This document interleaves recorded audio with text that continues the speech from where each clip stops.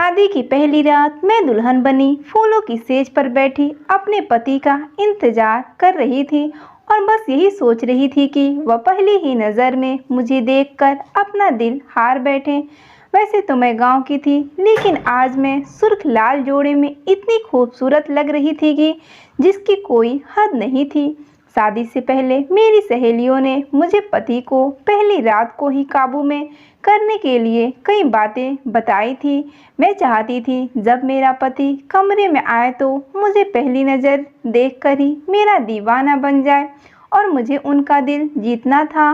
मैं दिल ही दिल में ये सब कुछ सोच रही थी कि तभी मेरे पति कमरे में आ गए और शादी के जोड़े में मुझे दुल्हन बना देखकर रुक गए। उनकी नज़र में तो मैं एक गांव की लड़की थी। मुझे प्रेम को अपने सामने देखकर बहुत घबराहट हो रही थी। मैंने हमेशा शादी को लेकर बहुत सारे सपने देखे थे। प्रेम जब कमरे में आए तो मेरा दिल पूरी तरह से धड़क रहा था। वो मेरे करीब आए और बड़े प्यार से मेरा हाथ थामकर कहने लगे कि तुम बहुत ही खूबसूरत लग रही हो। प्रेम के इन शब्दों ने मुझे एक नई जिंदगी दे दी थी और मैं खुद को हवाओं में महसूस कर रही थी। प्रेम ने अपनी जेब में हाथ डाला तो मुझे लगा कि वह मुझे कोई गिफ्ट देंगे, लेकिन जब प्रेम ने हाथ बाहर निकाला तो मैं हैरान रह गई। उनके हाथ में एक थैली थी और प्रेम ने थैली खोली और कहने लगे कि शादी की रात सबसे पहले मैं तुम्हें अपने हाथ से ही मीठा खिलाऊंगा। प्रेम की बात सुनकर मेरे होठों पर मुस्कुराहट आ गई।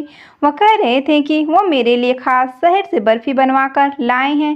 प्रेम ने प्यार भरे अंदाज से बर्फी मेरे मुंह में रख दी। मैंने भी खुशी खुशी से खा ली। वह बहुत ही अच्छी बर्फी थी। आज तक ऐसे स्वाद वाली बर्फी मैंने कभी नहीं खाई थी। प्रेम मेरी आंखों में आंखें डालकर मुझसे प्यार भरी बातें करने लगे और मैं न जाने कैसे नींद में खोने लगी। थोड़ी देर बाद मुझे कुछ होश ही नहीं रहा। सुबह के वक्त मेरी आंख खुली तो घड़ी में पूरे 10 बज रहे थे। मेरे कपड़े गीले थे और यह देखकर मैं बहुत हैरान थी कि मेरी शादी की पहली रात में मैं कैसे सो गई। फिर मुझे प्रेम का ख्याल आया कि ना जाने वह मेरे बारे में क्या सोच रहे होंगे। कपड़े गीले कैसे हुए थे मुझे समझ ही नहीं आ रहा था। प्रेम कमरे में नहीं थे। मैंने तुरंत ही अपने कपड़े बदले और नहा धोकर तैयार हो गई। मैं अपने बालों को सुलझा रही थी कि तभी प्रेम कमरे में आ गए। उनका मिजाज बहुत ज़्यादा बिगड़ा हुआ था। उन्होंने मुझसे कोई बात नहीं की। मैंने उनसे बात करने की बहुत कोशिश की तो वह पूरी तरह से गुस्सा हो चुके थे और यह बात मेरे लिए बर्दाश्त से बाहर थी। मैंने सोच लिया था कि किसी न किसी तरह मैं प्रेम को मना कर ही रहूँगी। प्रेम के जाने के बाद मेरी सासू माँ भी कमरे में आ गईं। मेरी आंखों में आंसू देखकर हैरानी से कहने लगी कि क्या हुआ बहू। मैंने उन्हें बता दिया कि मैंने प्रेम को नाराज़ कर दिया है तो इस पर वह कहने लगी कि मैं अभी प्रेम से बात करती हूँ। लेकिन मैंने हाथ पकड़कर अपनी सासू माँ को रोक लिया कि वह प्रेम से कोई बात ना करें, वरना वह मुझसे और ज़्यादा नाराज़ हो जाएंगे। मेरी बात सुनकर मेरी सासू माँ खामोश हो गईं और बोली, छोटी छोटी बातों को दिल पर ना लगाया करो। कुछ दिन प्रेम के साथ रहोगी तो तुम भी उसकी आदतों को अच्छी तरह से समझ जाओगी। मैं उनकी बात सुनकर बहुत खुश हो गई थी। मैं अपने माँ बाप की लाडली होने के साथ साथ अपनी सासू माँ, जो कि मेरी माँ की सहेली थी, मैं उनकी भी बहुत लाडली थी। उनकी मेरे बचपन से ही ख्वाहिश थी कि मेरी शादी उनके बेटे प्रेम से हो और जैसे ही मैं 15 साल की हुई तो मेरी माँ की सहेली यानी मेरी सासू माँ हमसे मिलने के लिए आए और जाते जाते मेरा मुंह मीठा करवा कर चली गईं। मैं बहुत खुश थी क्योंकि मेरी सासू माँ मुझसे बहुत प्यार करती थी और इसलिए मेरे माँ बाप को भी इस रिश्ते पर कोई एतराज़ नहीं था।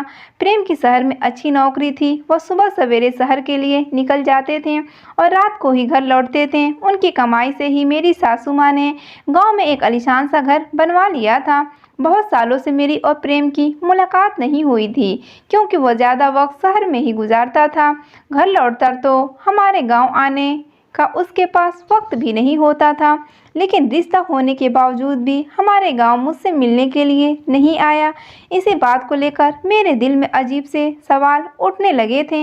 एक दिन मेरी मौसी यानी कि मेरी सासू माँ जब हमसे मिलने के लिए हमारे गांव में आए तो मैंने बातों बातों में उनसे यह पूछ लिया कि प्रेम हमारे गांव क्यों नहीं आते। यह सुनते ही मेरी माँ ने मुझे एक थप्पड़ मारा और बोली, तुम्हें यह कहते हुए शर्म नहीं आ रही अपने होने वाले पति के बारे में ऐसी बातें पूछ रही हो? मैं चुप हो गई और कुछ नहीं बोली। सासू माँ मुस्कुराते हुए कहने लगी कि क्यों नहीं, जैसे ही प्रेम को वक्त मिलेगा वो ज़रूर आएगा। जब से उसे शहर की हवा लगी है वह बहुत ही कम बात करता है। वह पहले की तरह नहीं है, बल्कि बहुत गंभीर हो गया है। सासू माँ की बात सुनकर मेरी माँ कहने लगी, जब लड़कों पर जिम्मेदारी पड़ती है तो इसी तरह गंभीर हो जाते हैं। एक मेरी बेटी है जिसको तो अकल ही नहीं आ रही, मुंह उठाकर जो चाहे पूछ लेती है। माँ ने गुस्से में एक नज़र मेरी तरफ देखा तो उसे मैं वहाँ से उठकर अपने कमरे में चली गई। मेरी होने वाली सास के जाने के बाद माँ ने मुझे हजारों बातें सुनाई। माँ पता नहीं क्या कुछ कह रही थी, मैं तो अपने ही ख्यालों में मगन थी। मैं यह सोचकर खुश थी कि मेरा होने वाला पति भी हीरो की तरह शहरी बन गया है। मुझे शुरू से ही शहर में रहने का बड़ा शौक था। मेरी होने वाली सास ने शादी के लिए साल भर का वक्त दिया था और एक साल का वक्त बस सोचते सोचते ही निकल गया। लेकिन मुझे क्या खबर थी कि एक दिन मेरे सारे सपने मिट्टी में मिल जाएंगे। कुछ दिन के बाद मेरी और प्रेम की शादी बहुत रीति रिवाजों के साथ धूमधाम से हुई। मैं प्रेम के साथ विदा होकर अपने ससुराल गांव चली आई थी। सासू माँ ने बहुत ही खुशी से स्वागत किया था मेरा। लेकिन शादी की रात सोने की वजह से प्रेम बहुत ज़्यादा गुस्सा थे और पूरा दिन उसने मुझसे कोई बात नहीं की। मैं सारा दिन बेचैन सी इधर उधर दौड़ती रही, लेकिन उसने एक नज़र भी मुझ पर नहीं डाली। सारा वक्त घर की छत पर ही गुजार दिया और गांव में औरतों को छत पर जाना मना होता है, इसलिए मैं उसके पीछे भी नहीं जा सकती थी। रात के वक्त प्रेम खुद ही कमरे में आ गए। मेरी आंखें रो रो कर लाल हो चुकी थी। वह मेरे पास बैठकर कहने लगे कि मुझे माफ़ कर दो, मैं गुस्से में आ गया था। मैं तुम्हारे पास बैठा था और तुम इस कदर गहरी नींद में सो गई थी कि मेरे उठाने पर भी नहीं उठ रही थी, इसलिए मैं गुस्सा हो गया था। मुझे पता था कि गलती मेरी है, इसलिए मैंने प्रेम से खुद ही माफ़ी मांगी और कहा आगे से मैं शिकायत का कोई मौका नहीं दूंगी। वह खुश हो गया और मेरे लंबे बालों की तारीफ करने लगा। मैं सोचने लगी, प्रेम सारा दिन इस कदर नाराज़ होने के बाद अचानक से इतना कैसे बदल सकते हैं। प्रेम ने एक बार फिर से अपनी जेब से बर्फ़ी का पैकेट निकाला और बर्फ़ी अपने हाथ से मेरे मुंह में रखते हुए कहने लगे कि मीठा बांटकर खाने से प्यार बढ़ता है। प्रेम मेरे हाथों को अपने हाथों में लिए कुछ कह रहे थे, लेकिन मुझे कोई होश ही नहीं रहा और थोड़ी ही देर बाद मैं फिर से सो चुकी थी। एक बार फिर मेरी आंख खुली तो सुबह के 11 बज रहे थे। अब मुझे समझ नहीं आ रहा था कि मुझे इस तरह इतनी गहरी नींद कैसे आ सकती है और फिर से मेरे कपड़े पूरी तरह से गीले थे। मुझे ठंड लग रही थी। मैं जल्दी से नहा धोकर तैयार हो गई और कमरे से बाहर निकली तो कमरे के बाहर मेरे पति उससे मैं अपनी माँ से कह रहे थे कि आपने ऐसी लड़की से मेरी शादी करा दी है जिसके सोने उठने का कोई वक्त नहीं है।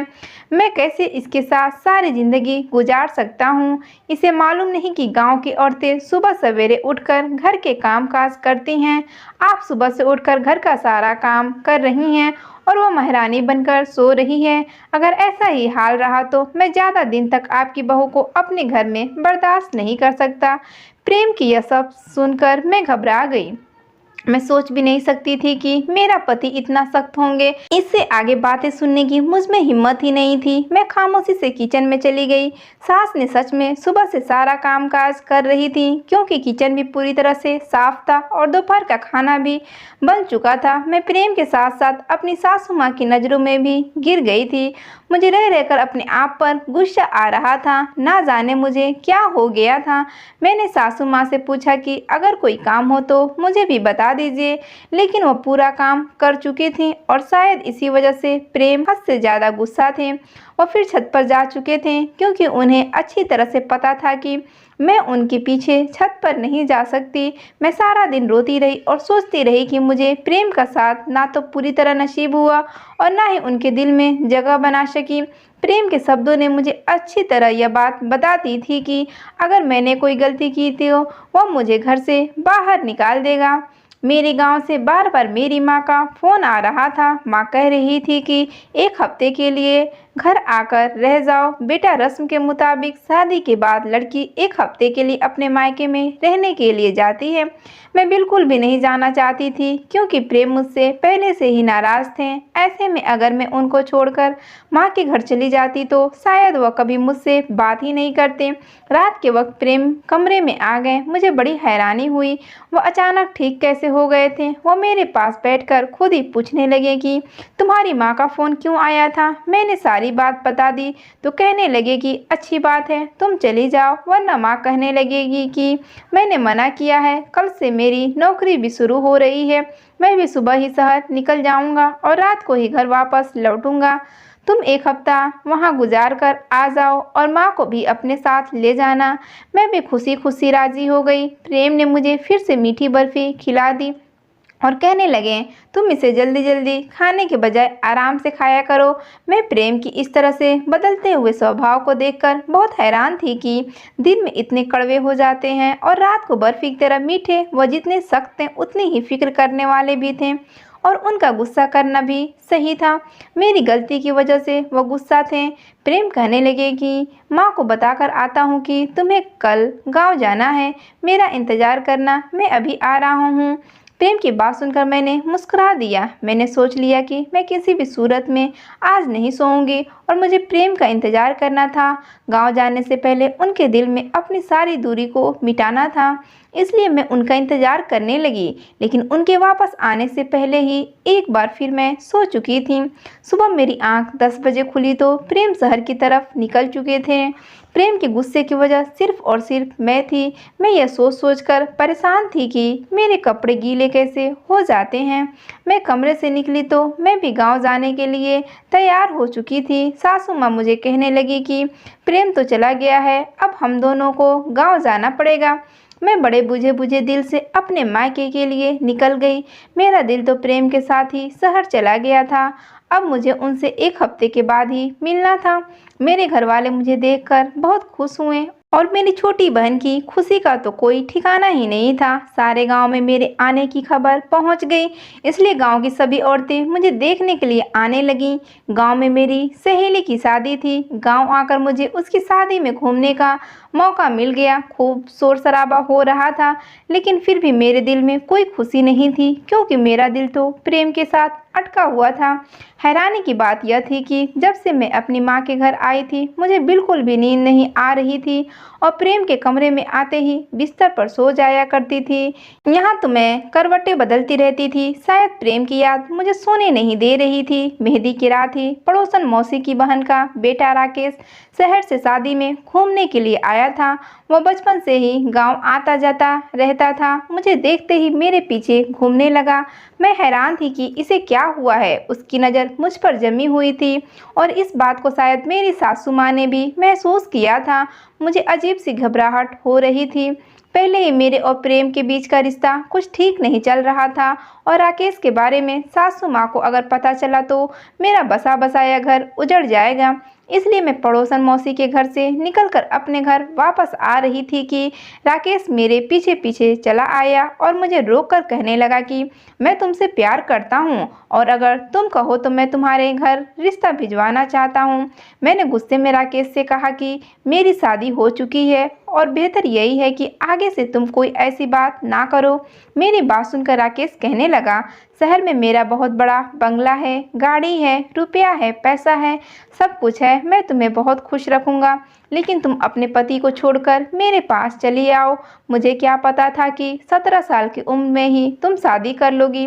मैंने उससे गुस्से से कहा, आज तो यह बात तुमने कह दी है, लेकिन आगे से ऐसी बात ना करना। मैं अपने पति से बहुत प्यार करती हूँ और तुम्हारी एक गलती मुझे बदनाम कर सकती है।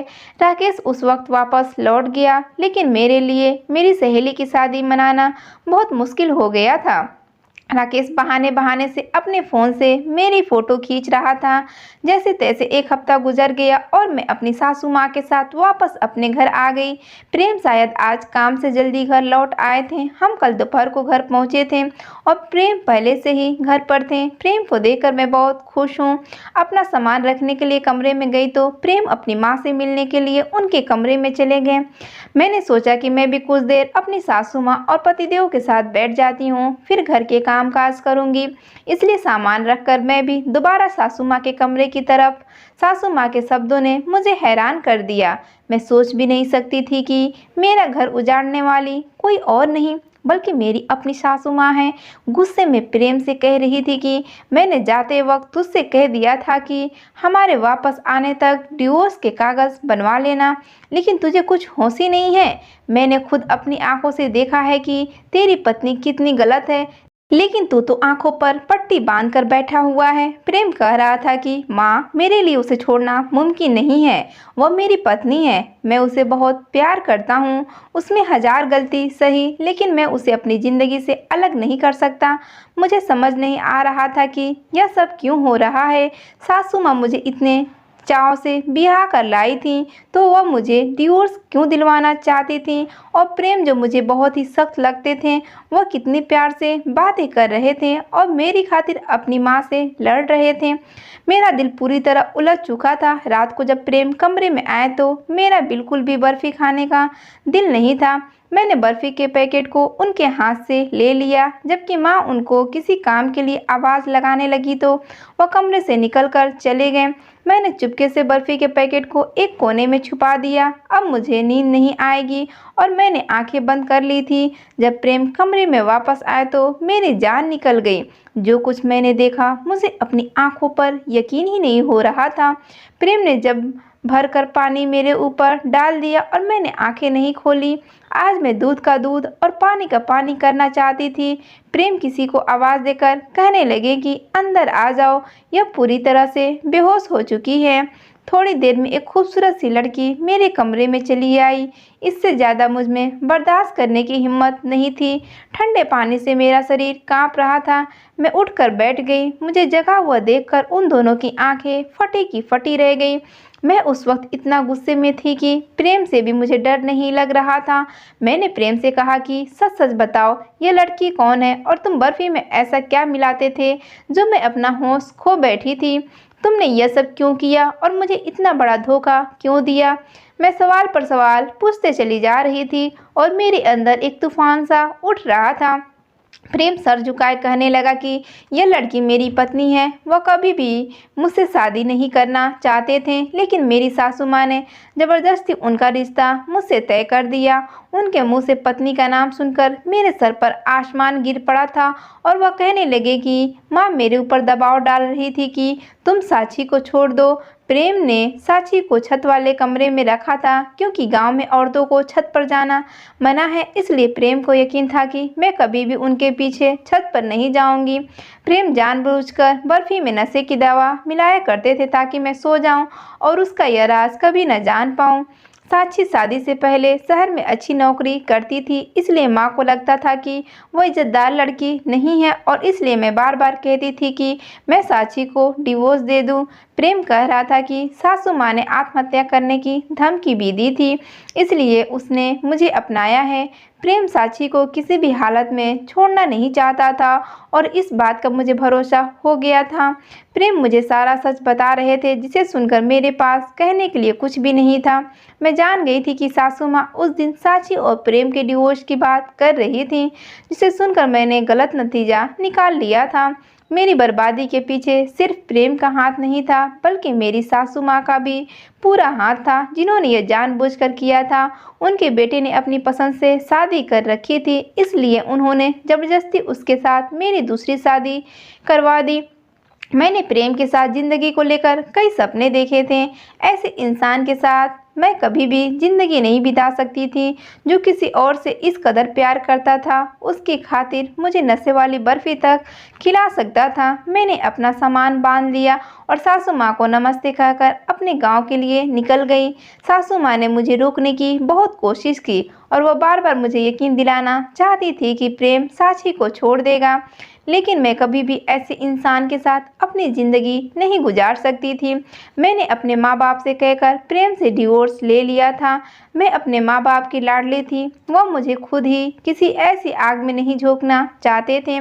पड़ोसियों की वजह से राकेश को खबर मिल गई थी कि अब एक बार फिर से मैं अकेली हो गई हूँ, इसलिए राकेश अपने घर वालों को भेजकर मुझे अपनाने की बात कर रहे थे।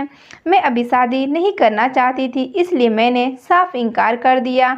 मुझे अब आगे बढ़ना था और अपने पैरों पर खड़ा होना था, इसलिए मैंने अपनी आगे की पढ़ाई फिर से शुरू कर दी और अपनी काबिलियत का लोहा मनवाया और पूरे ज़िले में टॉप करके अपने परिवार वालों का नाम रोशन कर दिया था।